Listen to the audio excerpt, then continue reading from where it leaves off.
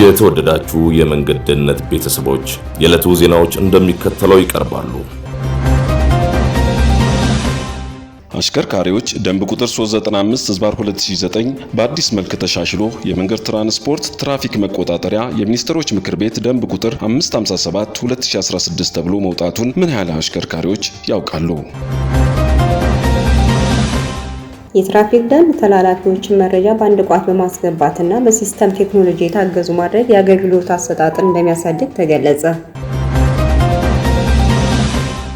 አሽከርካሪዎች ደንብ ቁጥር 395/2009 በአዲስ መልክ ተሻሽሎ የመንገድ ትራንስፖርት ትራፊክ መቆጣጠሪያ የሚኒስትሮች ምክር ቤት ደንብ ቁጥር 557/2016 ተብሎ መውጣቱን ምን ያህል አሽከርካሪዎች ያውቃሉ? ማንንም አያውቀውም። እኔም አላውቀውም፣ ጓደኞቻችንም አያውቁትም። ማወቅም አልፈልግም። የኔ ጌታ ምን ያደርጋል? ገንዘብ አንጾ ያ ነገር አይደል? ምን ያደርግልናል? ምን ነው አላውቀውም። መሻሻል ነው ታውቃለህ። የሚገርም ነገር አላውቅም። በእርግጠኝነት ምናገር ያው እንግዲህ አዌርነስ መፈጠር አለበት ለአሽከርካሪዎች።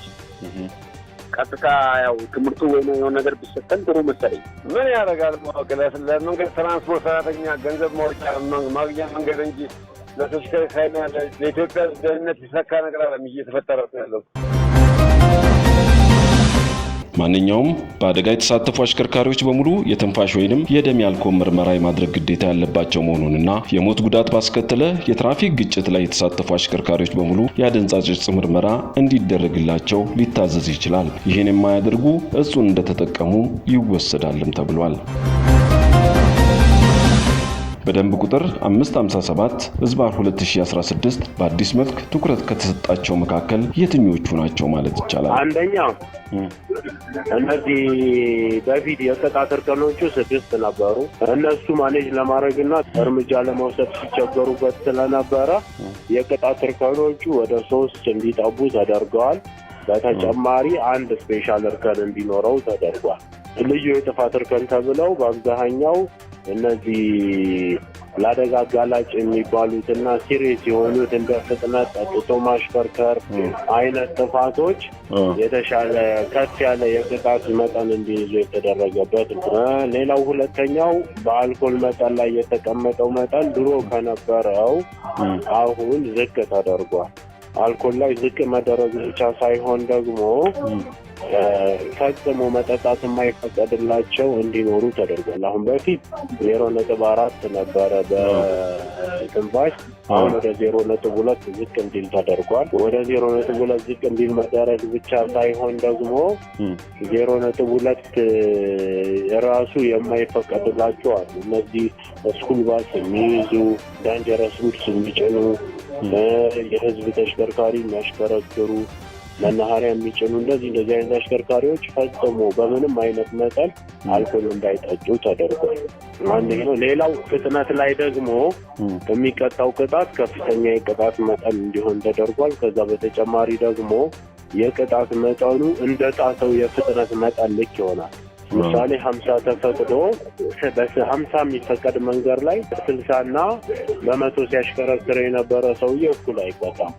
በ60 የነበረው በ10 ስለጣሰ የተወሰነ ቀነስ ያለ ቅጣት ይኖረዋል። ግን በ100 ሲያሽከረክር የነበረው ከማክሲመም ስፒድ ሊሚቱ በ50 በልጦ ስለሚያሽከረክር እሱ ከፍ ያለ የቅጣት መጠን ተቀምጦበታል። የአዲስ አበባ ትራፊክ ማኔጅመንት ባለስልጣን በከተማዋ ሰላማዊና ተቀባይነት ያለው የትራፊክ እንቅስቃሴ ለማረጋገጥ ከሚያከናውናቸው ተግባራት ውስጥ ጥብቅ የትራፊክ ቁጥጥር ማካሄድ አንዱ ነው። በቁጥጥር ተግባር ውስጥም የደንብ ተላላፊዎች መረጃ አያያዝና ለተገልጋዮች አገልግሎት አሰጣጥ በሲስተም ቴክኖሎጂ ማገዝ አስፈላጊ ሆኗል።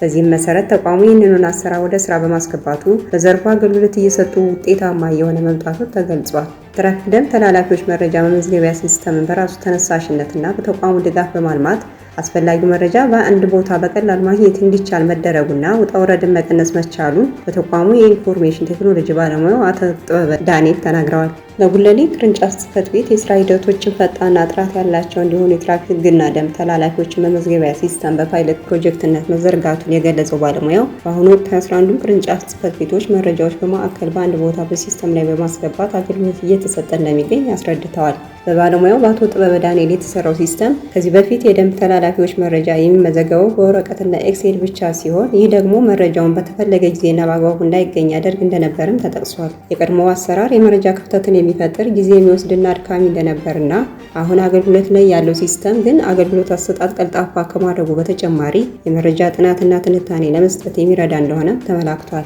ይህ ሲስተም አሰራር የትራፊክ ደንብ ተላልፈው የተከሰሱና ለረጅም ጊዜ አሽከርካሪ ብቃት ማረጋገጫቸውን ያልወሰዱ አሽከርካሪዎችን ለመከታተል ትራፊክ ደንብ ተላላፊዎችን በሚበዛባቸው ቦታዎች ለመለየትና ቁጥጥር ለማድረግ እንደሚያግዝም ተጠቅሷል። እንዲሁም የተመዘገቡት መረጃዎችን የሚመለከታቸው አካላት በቀላሉ ማግኘት እንዲችሉ ትራፊክ ደንብ ተላላፊዎች መረጃን በመመዝገብ በተደጋጋሚ የተከሰሱትን በቀላሉ ለመለየትና የሕግ ማዕቀፎችን ለማሻሻል እንዲሁም ጥናት ለማካሄድ የሚጠቅም መሆኑ ተጠቁሟል።